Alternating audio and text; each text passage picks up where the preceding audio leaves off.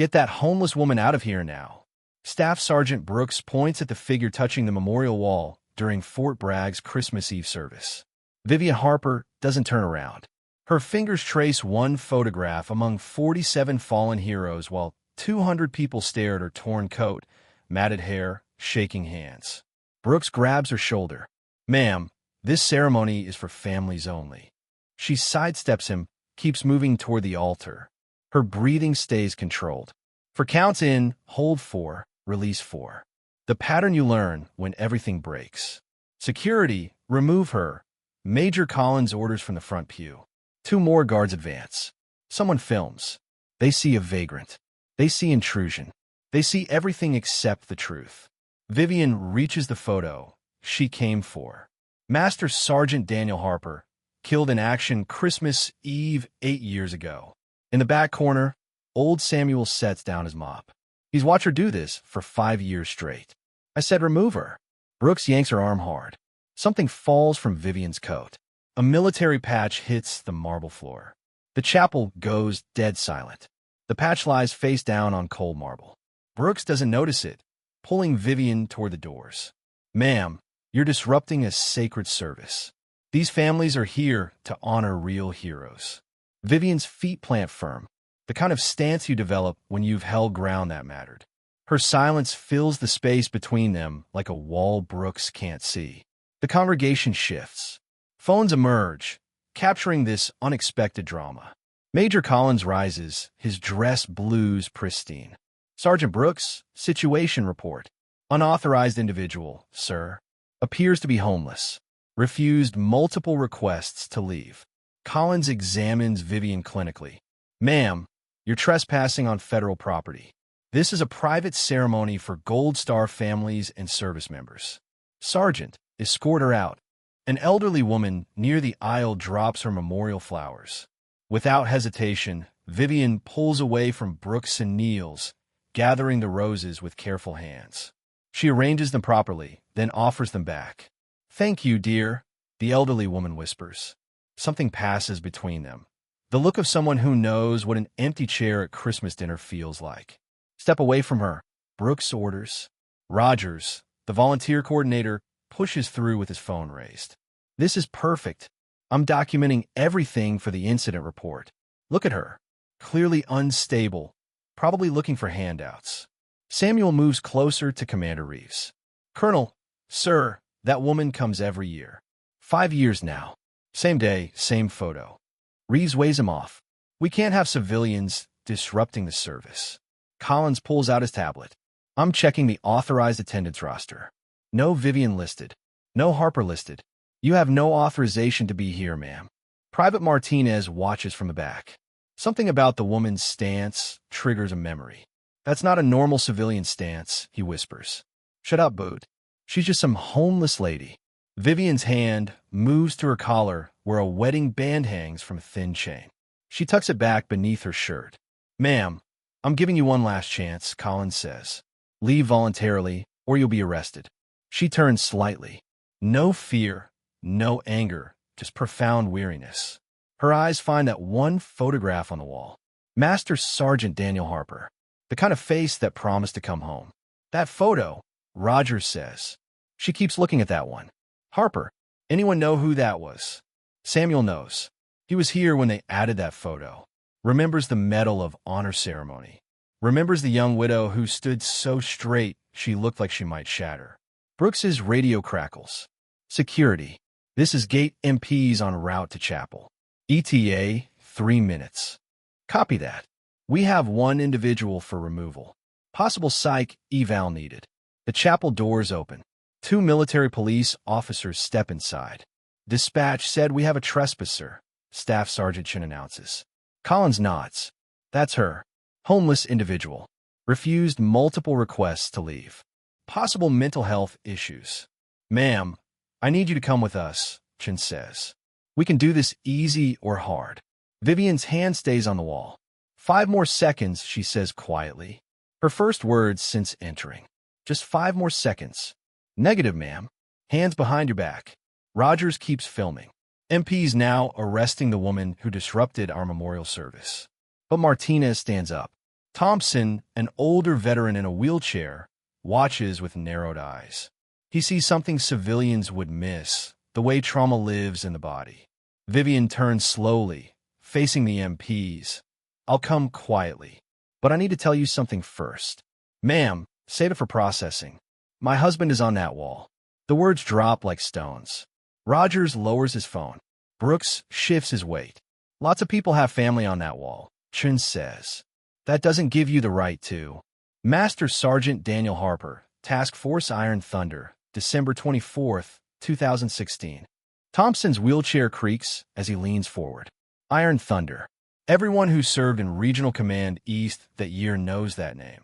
Ma'am, I'm sorry for your loss, Chin says. But you still need authorization to. I have authorization. Vivian reaches into her coat pocket. Every guard tenses. But what emerges is a folded piece of paper, worn from handling. Gold Star Family Permanent Access Authorization. Signed by General Morrison, December 31, 2016. Chin takes it. Collins snatches it from him. This could be fake. Anyone can forge old documents. Then check your system. Vivian Harper, wife of Master Sergeant Daniel Harper, Medal of Honor recipient. Posthumous. Collins pulls up the database. The chapel waits. His expression shifts from skeptical to confused.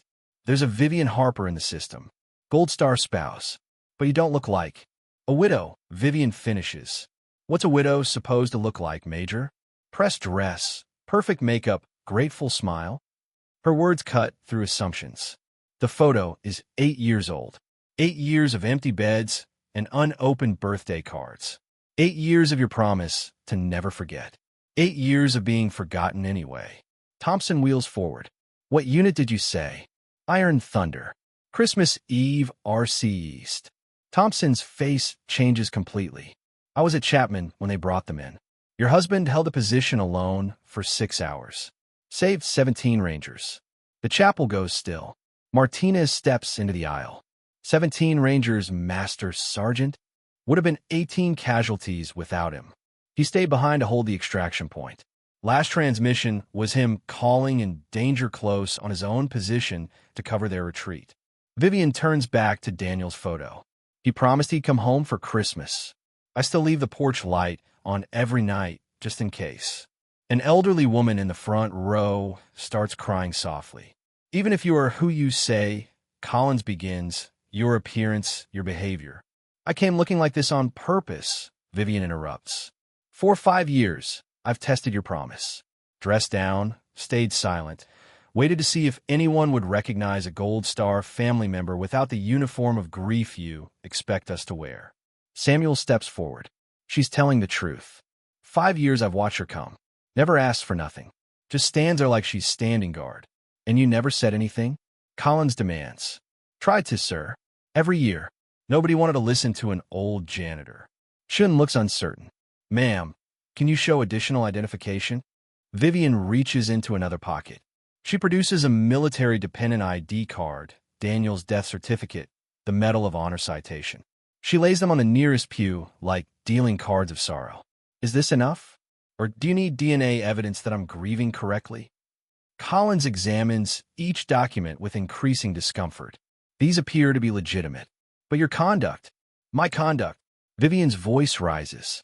I touched my husband's photo. I stood at a memorial wall. I committed the crime of looking poor while grieving. A woman in the 5th row stands. She's right. My husband's on that wall, too. If I showed up here in sweatpants, would you arrest me? Another voice. My son's up there. Are we only welcome if we dress the part? The voices multiply. Gold Star families identifying themselves. Collins's tablet pings. His face pales. A priority message from base command. Colonel Reeves steps forward, studying Vivian intently. Ma'am, you said your husband was with Iron Thunder. Christmas Eve 2016. Yes, sir. You said 17 Rangers. That's what they told me at the ceremony. 17 lives for one. What was your husband call sign? Guardian. They called him Guardian. Reeves's face changes completely. Guardian actual. Christmas Eve. Hill 437. It's a memory spoken aloud. You were there, Vivian says. You were one of the 17. The The congregation gasps. Second Lieutenant Reeves, back then, he says slowly. We were surrounded. No support available. Then Guardian came on the radio.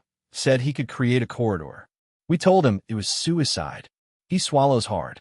He said he promised his wife he'd get us home for Christmas. Vivian's legs seem unable to hold her. He kept his promise to you, but not to me. Thompson speaks quietly. What unit? Iron Thunder. Christmas Eve. Holy, I was at Chapman. Your husband held that position for 6 hours. Saved 17 Rangers. Rogers' phone clatters on marble. He promised he'd come home for Christmas, Vivian says. I still leave the porch light on. Chin steps back, his demeanor changed. Ma'am, we didn't. Nobody told us. Nobody ever tells you, Vivian says. We're just supposed to know how to be widows. Supposed to show up looking respectable. Supposed to never make you uncomfortable with our grief. She pulls something else from her pocket. A digital recorder, its red light blinking. 5 years. 5 years of recordings. Every time I've been dismissed. Every time security has removed me. Every time someone assumed I didn't belong. Collins reaches for it. Ma'am, recording without authorization is completely legal in public spaces during public events, Vivian finishes. I checked. The Senate Armed Services Committee checked when they subpoenaed these recordings for tomorrow's hearing on Gold Star family support failures.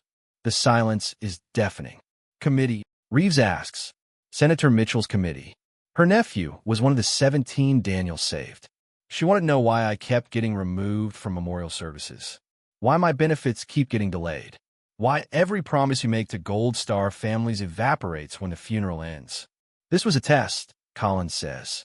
You've been testing us. Different bases, different services, same result. You see poverty and assume threat. You see disheveled and assume instability. You see a woman alone and assume she doesn't belong. Thompson wheels closer. She belongs here more than any of us. Her sacrifice is permanent. Ours ended when we came home. Martinez picks up the fallen patch. Task Force Iron Thunder. Ma'am, you dropped this. Vivian takes it. This was on his kit. It still smells like Afghan dust when it rains. Gold Star family members surround her. A circle of understanding that needs no words. Reeves removes his cover. Mrs. Harper, don't apologize to me, Colonel. Apologize to them. She gestures to the circle. To every Gold Star family you've walked past because they didn't look the way you expected. The chaplain steps forward. Perhaps we should restart the service. Ensure everyone is properly welcomed. But Vivian shakes her head. I've disrupted enough. I just came to see him. Guardian saved my nephew, Thompson says. Staff Sergeant Williams, 22 years old. Another voice. He saved my brother. The 17 begin identifying themselves. 17 families got Christmas that year, Vivian says softly. I just wish mine had been one of them. Martinez steps forward. Ma'am, would you tell us about him? Not the soldier. The man. It's the first time anyone's asked. He made terrible dad jokes. Sang off-key. Left me post-it notes saying he loved me. The chapel listens with reverence. He was supposed to retire that year. Was going to teach history and coach football. Reeves speaks quietly. He talked about you that night. Said you were the strongest person he knew. He was wrong. Vivian says, I'm not okay. I'm here. The distinction lands like a blow. She pulls out the recorder. What do you think the committee will say when they hear how you treated me? They'll say what they always say. Thompson interjects. Isolated incident. Additional training required. Nothing will change. Maybe, Vivian agrees. Or maybe this time, with 17 families testifying about what Daniel Harper gave them, someone might actually listen. She walks toward the door. At the threshold, she stops. Every Christmas Eve. I'll be here every Christmas Eve. No, Reeves says firmly. We'll come to you. Every Christmas Eve, representatives from Fort Bragg will come to your home to thank you, to remember with you. For the first time in 8 years, Vivian Harper smiles. Daniel would have liked that. But as she reaches for the door, it swings open. For more MPs pour in. We have reports of a disturbance. Potential assault on federal security personnel. Brooks steps forward. That's her. She struck me when I tried to escort her out. Multiple witnesses. Rogers grabs his phone. I have video evidence. She was aggressive. The lead MP's hand moves to his taser. Ma'am, stop. Hands where we can see them. That's a lie, Martinez says, stepping forward. She never touched him. I've been watching the whole time. Private, you're out of line. Stand down. I won't stand down, Sergeant. Not for this. The lead MP, Sergeant Cooper, looks between them. Everyone calm down. Ma'am, please step away from the door. Officer, my name is Vivian Harper. I'm a Gold Star widow. My husband died Christmas Eve 2016. I have full authorization to be here. Can you prove that, ma'am? Reeves steps forward. Sergeant Cooper, I'll vouch for her. This is a misunderstanding. Sir, we have a report of assault. The only assault here, Thompson says, was on a widow's dignity. Then let's see it, Cooper says. Rogers pulls up the video. It shows Vivian standing still, Brooks grabbing her helping the elderly woman. Neugerichten. Cooper watches, jaw tightening. Sergeant Brooks, you reported an assault. The patch on the floor catches Cooper's attention. He picks it up carefully. Task Force Iron Thunder. Whose is this? Mine, Vivian says. Cooper examines it. Iron Thunder. Christmas Eve. He looks up. Your husband was Daniel Harper. Guardian actual. She nods. Cooper's demeanor transforms. Stand down, all of you. He holds up the patch. Operation Silent Night. Every ranger studies this mission. He approaches slowly. Mrs. Harper, this belongs to you. As she takes it, 3 recorders fall from her coat, their red lights blinking. Multiple recordings, she says. Different angles for the committee. Collins's tablet pings rapidly. Sir, Base Command. Senator Mitchell's office is asking for immediate status report. Live stream, someone says from the back. My brother was 1 to 17. 500 Gold Star families are watching right now. Cooper steps back. Mrs. Harper, were you planning to attend, or was this intentional? Both. I come every year to see Daniel, but yes, I dress down, test whether you see the person or the clothes. For 5 years. 43 incidents across 12 bases, all recorded, all submitted to the committee. She looks at Brooks. Your lie will be Exhibit 44. General Patterson stands. Are you saying this is systematic? I'm saying every promise made at graveside evaporates when the cameras leave. She pulls out a notebook. December 25th, 2017. Removed from Fort Campbell. Improper attire. December 24th, 2018. Detained at Fort Hood for suspicious behavior. Crying at my husband's marker. She flips through pages. Every year, somewhere, some guard decides I don't belong because I don't match their image of a proper widow. But you have documentation, Patterson says. Only when I show it. Only when I prove I deserve to grieve. Do you know what that feels like, General? To carry his death certificate like a hall pass for grief? The chaplain steps forward. Mrs. Harper, would you like to light a candle for your husband properly? For the first time, someone simply asked what she needed. Yes, please. As Vivian walks toward the altar, every Gold Star family member stands. Then every veteran, every service member. 200 people in silent acknowledgement. She reaches the altar, picks up the lighter. Her hand shakes as she lights Daniel's candle. He hated winter deployments. Said the cold reminded him of mortality. Mrs. Harper, Reeves says, there's something you should know. Your husband's last transmission. He pulls out his phone. Guardian to all stations. 17 packages moving to extract. Stay on my smoke. Harper out. That was it. No. One more. 30 seconds later. He scrolls down. Tell Vivian I kept my promise. Both of them. Vivian stares at the words. Both promises? To get us home for Christmas, Reeves says. And something else. To love me until his last breath, she whispers. He promised to love me until his last breath. 8 years of unshed grief releases in silence. Martinez comes to attention.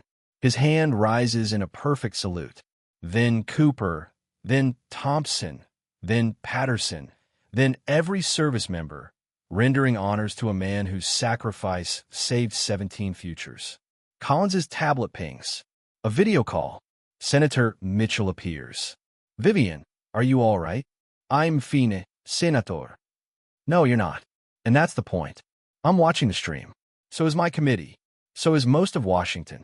The congregation shifts nervously. Major Collins, I'm particularly interested in your decision to call MPs on a Gold Star widow. Sergeant Brooks, you're suspended for false reporting. Mr. Rogers, your position is terminated. Colonel Reeves, thank you for your intervention. Tomorrow's hearing will establish the Daniel Harper Gold Star Protection Act. No Gold Star family will ever have to prove they belong at their loved one's memorial. The chapel erupts in applause. Vivian, would you finish what you came to do? Talk to Daniel the way you do every year.